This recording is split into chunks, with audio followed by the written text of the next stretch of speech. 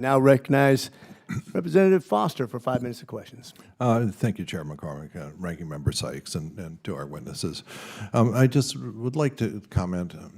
If we're really interested in large-scale fraud, not at the hundreds of thousands of dollars level, not at the hundreds of millions, but at the hundreds of billions, we should look at Golden Dome. For 40 years, scientists have been telling Republican politicians that the Golden Dome, Star Wars back in the day, was never going to work for scientific reasons you can hear about publicly or privately, and we are now going to apparently spend hundreds of more billions of dollars in something you can prove from an elementary level won't work. And the people behind those, people getting federal taxpayer money for those, have been caught repeatedly lying to Congress and to the public about what the technical status of those are. So I realize it's not the subject right now, but if you're interested in fraud, 2 orders of magnitude, more than 6 orders of magnitude larger, then that is the place to look, and not at universities that didn't declare all of their collaborators of this sort of stuff.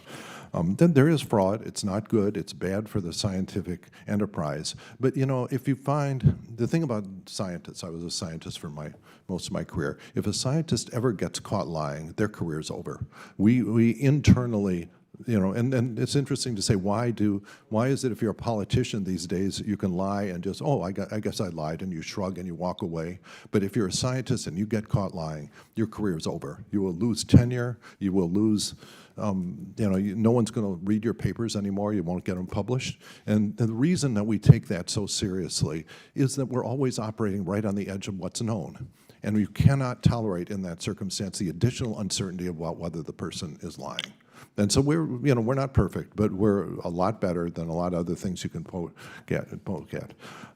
Let's see, and I also brought up the Mr. Whiteside's slide again, and the question is, what is happening to this money that's not going out as grants? And apparently a lot of it's going out to these X labs by various reports.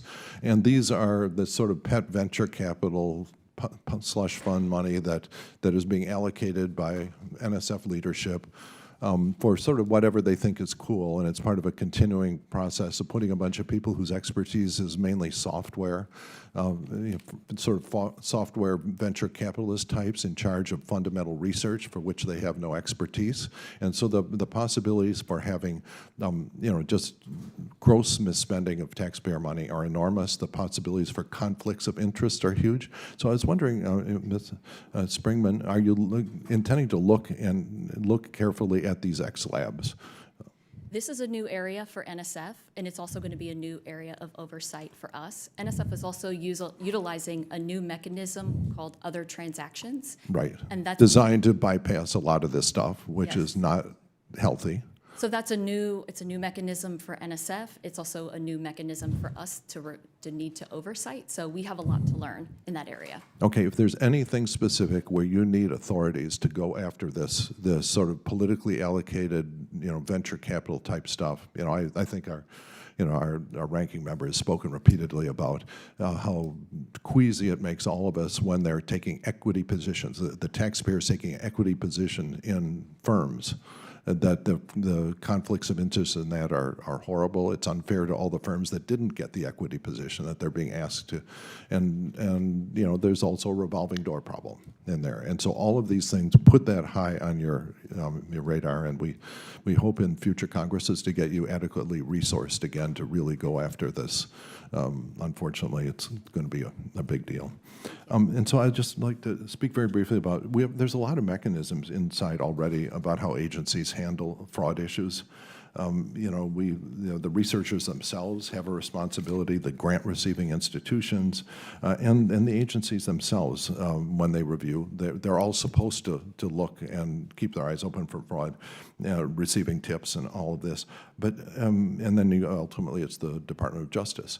And so what are the conditions? How does this work for escalating these things? Under what circumstances will NSF just handle this in-house? Do you understand the nature of my question? Sure. So program officers, we do outreach to the program, and we let them know these are the red flags that we've seen in our investigations. So we educate them on this is when you need to bring something to us, and we always say that our door is open. So they will come to us and bring information. We will assess it and see if it meets the criteria that we need to open an investigation. If not, we'll send it back to them so that they can handle it administratively. Yeah, there's a pretty well-evolved system that normally does a pretty good job, and so I want to thank you all for being part of that. Thank you, and yield back.